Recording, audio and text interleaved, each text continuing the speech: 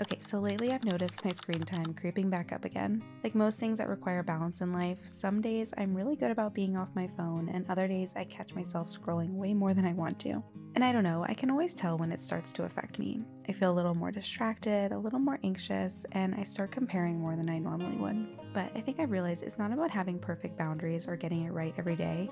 It's more about noticing when you feel off and gently coming back to what feels better. So instead of trying to just scroll less, I've been focusing more on what I can come back to instead.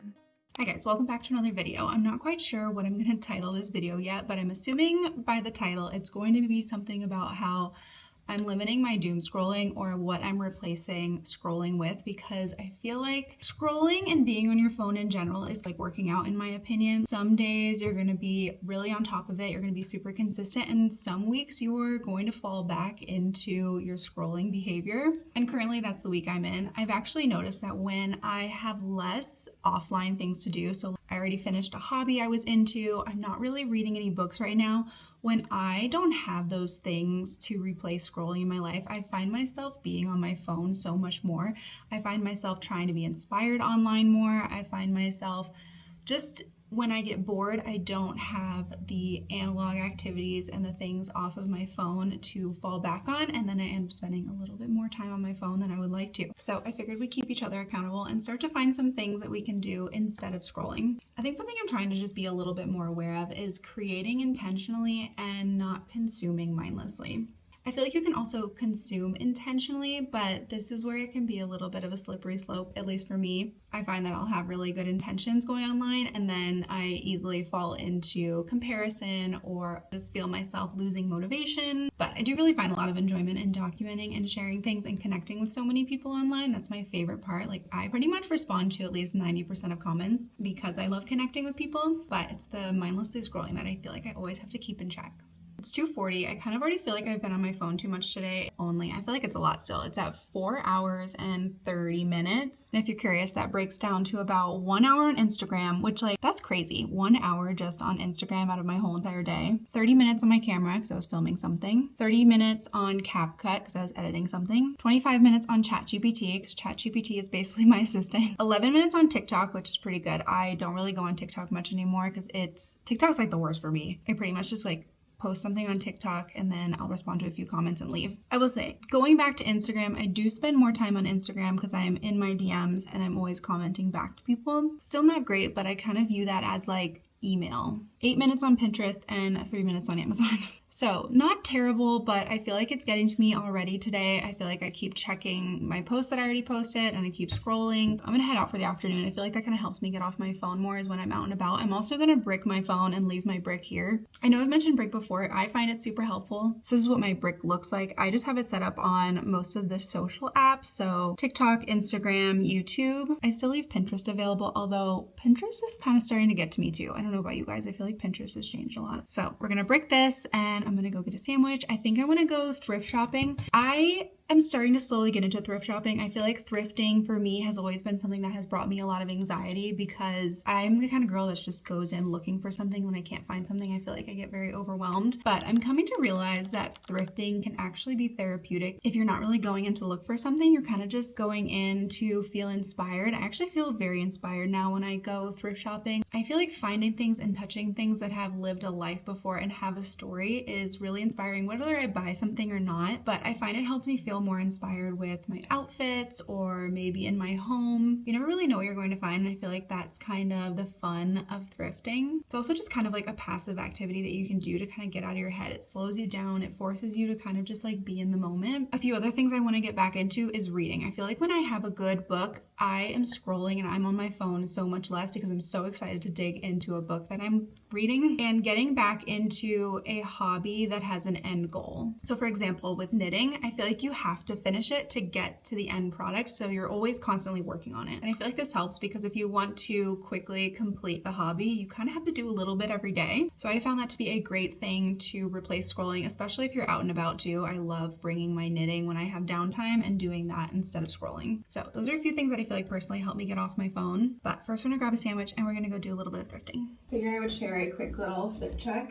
because this is like pretty much my standard everyday outfit as a mom, is just a good good t-shirt or sweater, jeans, a belt really pulls it all together. And then I'm obsessed with Sperry's right now. I feel like it's giving a complete 90s vibe.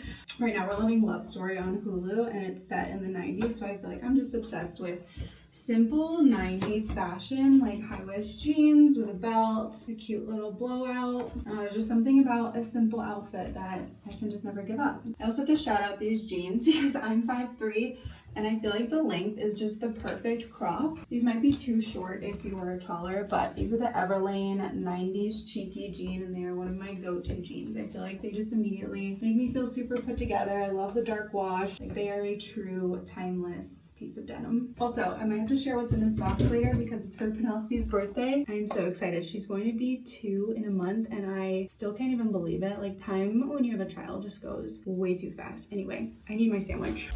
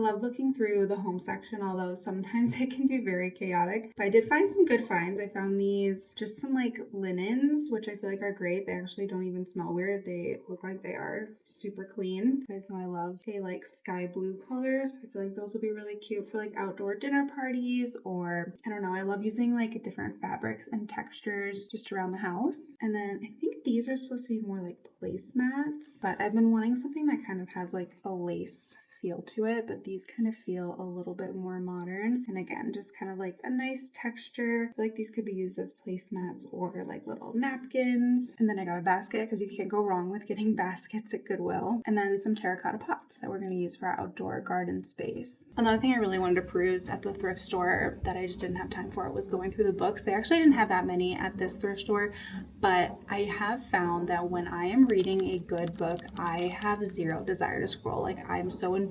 I can't wait to find out what happens next in the book. And right now I'm reading Hamnet, and I think I'm like 25% of the way through, and it's not bad, but it's not a book that I'm like, I cannot wait to read it. And I feel like that's what I need to be a reader. So I think I'm going to go on the Libby app. If you haven't heard of the Libby app, I think it is, you can connected through your local library. So you're essentially renting books via your library digitally. So I can download it to my Kindle. I find having a Kindle helps me read so much more than a regular book. Although I do love the feel and nostalgia of just like a regular old book and being able to like write in it, highlight all the things. I do find that when I have my Kindle on me, I'm just way more likely to read. So this is what the app looks like, by the way. Just Libby. And you can actually connect multiple library cards if you can get a library card in multiple cities. You can also download audiobooks. This is not sponsored, by the way. I just love using this. You can listen to audiobooks. You can place hold. There's usually new books. There's usually multiple books. So you're not usually waiting that long for a book. But I love this. I feel like for me, it's really hard for me to commit to a book and like full on buy it. And I feel like when I buy it, then I feel like I have to read it. Whereas with like just renting from the library, I don't feel like I have to finish a book if I don't like it, and I can just return it and then borrow another one. So I have found this to be very, very helpful to get into reading, to be reading more, and to replace my scrolling with reading. But on that note, let me know what you guys are reading right now. I'm always looking for a good book. Like, I need a good page turner, something that has you just so excited to read every day. And I'm sure I'm not the only one, so please share your book recommendations. So I don't know if anyone else's husband is like this, but I really wanted to rent a pressure washer because we don't have a garage, we don't have any space for one, and it just made more sense to rent one. My husband, on the other hand, was like, well, we might as well just buy one because, you know, amount of use that we'll be getting out of it, it would make more sense to just buy one versus renting one. And now we have a pressure washer. Long story short, the pressure washer showed up today that we now own, but I kind of don't hate it because I am very type A and I love things to be really clean. So I have a feeling that I'm going to be pressure washing everything that I can possibly find outside of our house. I just told my husband, like, you're gonna have to find a place to store this thing because we just don't have room.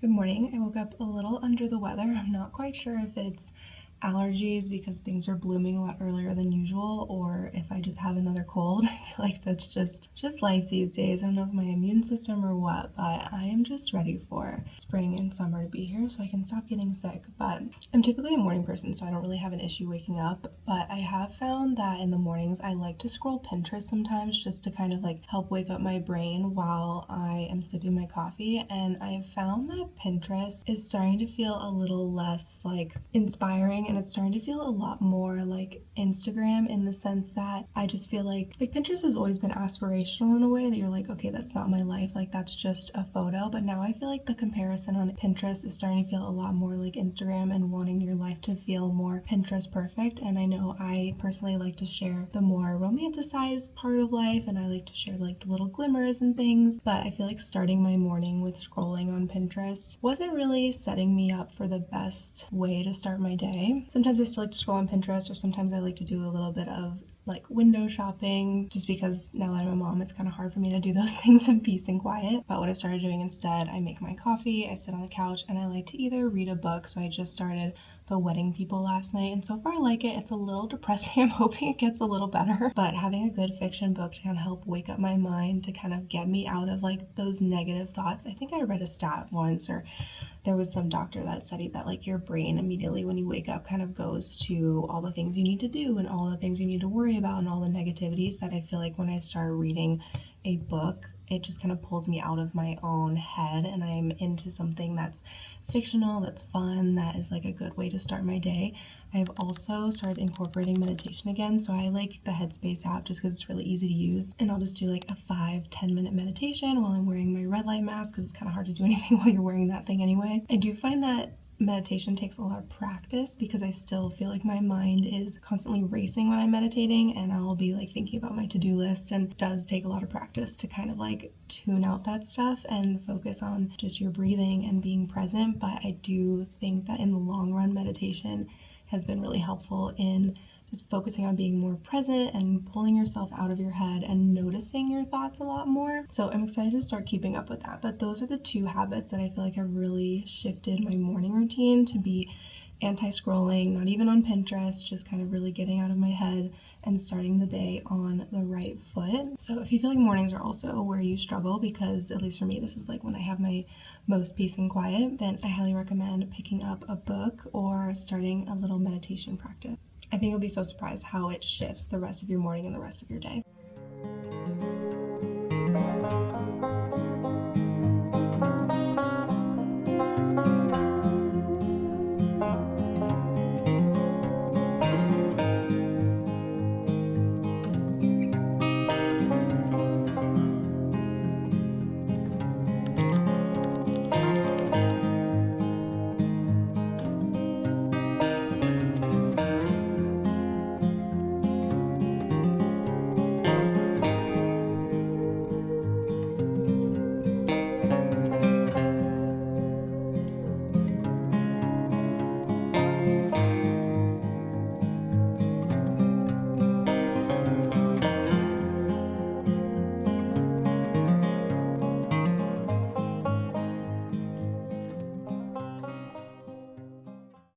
Just got home from a little solo date with myself. It was so nice. I went to a new bookstore in Denver called Denver Book Society. In the back they have an atrium that has a glass ceiling, so it's so pretty. It's such like a great ambience to just kind of like sit and work or peruse through some books. Penelope's obsessed with dinosaurs right now, so I was trying to find a good dinosaur book, but I couldn't find one. And then obviously I'm still reading The Wedding People, but I kind of wanted to just like poke my head in and see if there was any. I don't know if I really want like a self-help book, but I want something that kind of just makes me think a little bit differently. Like there's just something about always constantly learning, and I think this is something that you could also take away from not wanting to scroll or trying to scroll less. Is I feel like there is something about constantly learning and finding new things to teach ourselves. And I just feel like being in this world full of AI and things that are just doing everything for us more and more, like we are kind of taking away the critical thinking, the creative thinking away from us. So I was trying to find a book that kind of would help with that. Or it could be essays or poems or devotional, anything like that. But I feel like I kind of just want to challenge myself a little bit to constantly be learning more and thinking in new ways. I don't know, but same goes for podcasts. I'm also on the hunt for some good podcasts that make me just think differently and feel like is making me wiser. Then I mentioned earlier that having some kind of hobby or project that has an end goal has been really helpful for me. I started knitting this, honestly, I don't even know what it was going to be. I think it was going to be like a placemat, but now I think I'm just gonna do a simple square scarf or bandana in just like a really simple white knit pattern that I think could be worn with plenty of different things. So I like that. It has me not like super excited, so I kind of wanted to find something and create something that I'm really excited about. And Penelope is turning 2 in less than a month, so I thought it would be fun to knit her a little crown. Let me show you guys the inspiration. They're so cute. So Etsy has like tons of different patterns that I'm sure I could probably follow, but it seems pretty simple. And I feel like that would be super cute to have her wear on her 2nd birthday. I don't know if I'm ambitious enough to be able to knit a 2 on there, but maybe I could like embroider a 2 on there after it's done, or I might just like do like a P or Penelope in cursive. I don't know, something really simple, but I think that would be really cute, really fun. It has me excited and it gives me an end goal because like I want to finish this by her birthday. So if that's something that you feel like you need is an end goal or something to work towards, I feel like that helps so much in keeping me from scrolling, because I know if I don't finish this by the time I want to get it finished, then I will feel kind of disappointed in myself. I feel like I take that lesson a lot from being a runner too. Like I love signing up for half marathons or even just like 5K, 10K, and having something that you've signed up for, you've committed, there's an end date in mind. I feel like it motivates you to work towards that goal a little bit every day. And I feel like hobbies are no different. So I'm really excited about Penelope's knit crown. I'm hoping I'll be able to get somewhere with this little head wrap scarf thing. Good thing this is like super easy. It's just gonna be a rectangle. But those are a few fun ideas if you are in need of some anti-scrolling hobbies and activities to do. Another thing I want to talk about that I feel like kind of helps me stay off my phone a little bit more is using cameras instead of my phone. I've mentioned this in previous videos. I actually vlogged a lot on my phone before I got this vlog camera, which I love, by the way. This is the DJI Osmo Pocket 3 and it's so cool. And I like that I just am not filming on my phone anymore. It kind of takes away me needing to be on my phone when I'm wanting to film or when I'm wanting to document throughout the day. So what I do now is I'll vlog with my vlog camera, and then I have some really fun cameras. I also have a Polaroid and a film camera. We have a lot of cameras in this house. And let me just be the first to say, you definitely do not need a brand new camera. You don't need a fancy camera. You could definitely still use your phone camera and then just brick your phone off of social media. And personally, I would view getting any type of camera as a hobby. Like you're kind of investing in a hobby that you are hoping to spend more of your time on. I will be honest, when I first got my Fujifilm digital camera, I didn't really use it because it seemed very overcomplicated. I was like, why would I use this when I have my phone? But then I started challenging myself of like, okay, I'm not going to use my phone on Sundays. So if I want to document something, I have to use my camera. And this really forced me to pick up photography in a whole new way. And now I much prefer to document life through a digital camera, a film camera, a Polaroid. So I thought it'd be fun to share the cameras that I have and then try to share some of the photos that came from them, just so you can kind of see what you get from these types of cameras. The first is my Fujifilm X20. This is actually from 2012. Just goes to show that you don't need a brand new camera. I got this from a reseller on Amazon. It was still pretty expensive, but you would never know how old it is by how great the quality is. This is so fun to take photos on. It's not very great at video, but I love this for documenting everyday life moments. I won't speak too much about the film camera, but if you're wanting that really like nostalgic vibe, then I would recommend getting a film camera. But I don't think you need anything fancy. I think you could just get a disposable camera. There are some pretty cool reusable film cameras that I've seen that are very affordable. We actually gave a bunch to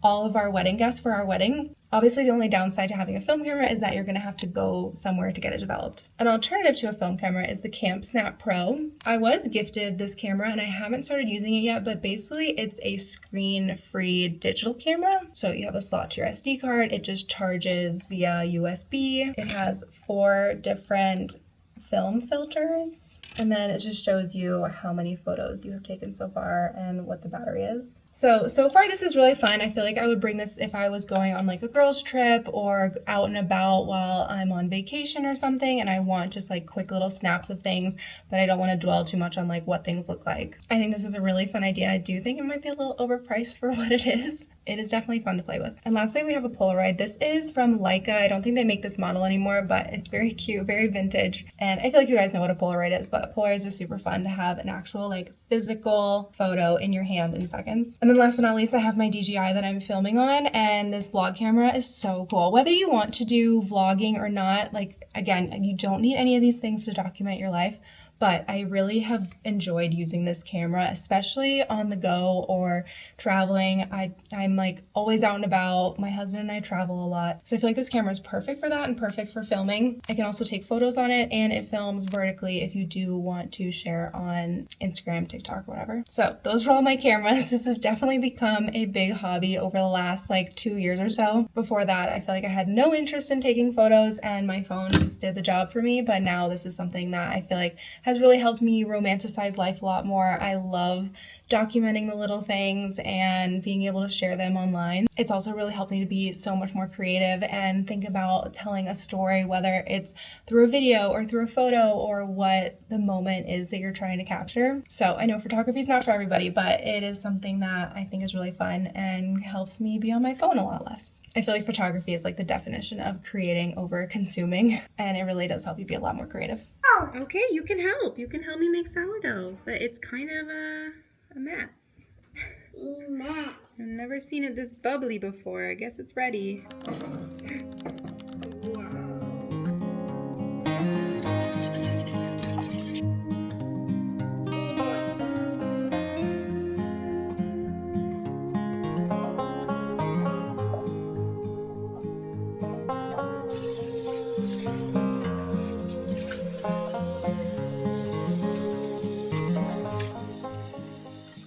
I got us some new bath towels. You want to see? Yes. I have a feeling you're gonna like some of them and you're not gonna like others. Okay. Ooh, I like those. You do? Okay, these are the ones I wasn't sure you were gonna like. I mean, for summertime, they're Mediterranean. Yeah. Yeah. They could also be used as like an outdoor towel. Okay, next. I like that too. Dark green. I got a bath towel and then a bath sheet. So this one's bigger. The bath sheet's bigger. And then this is what I was thinking for the guest bathroom to match the terracotta. Oh, okay, well you can mix and match them however you want. And then I got this robe. Nice. Gentle peasy. I like it. And I got it's a large, or a large extra large. It's a large. So Nice. you can steal it if you want. I always forget to put robes on. This one's really, actually kind of glad I got a bigger size. It feels very, very cozy. I could stay in this. Peasy. It's cozy. Peasy, you should go shower mom. It's cozy. Peasy, you want to go shower with our new towels? What color towels do we want? Pink, blue, or green? Green. Okay, green and maybe blue? Yeah. Okay, we'll use those new towels. Cute, P. Good morning. We are off to a little event this morning with a local coffee shop called Aviano and the skincare brand Origins. But first, we are going to stop by Home Depot. We picked out some color swatches for the fence, the shed, and the patio. So super excited. We're going to do the shed this weekend because I think it'll be a little bit quicker, and then planning on doing the patio, the checkered patio, next weekend. So these are the two colors that we ended up with. A little hard to tell in this lighting, but Urban Nature for the fence and the shed, which I feel like that name is super fitting, and then White Veil is going to be a part of the checkered patio, and then the trim for the shed. So I think these will look very nice and tranquil.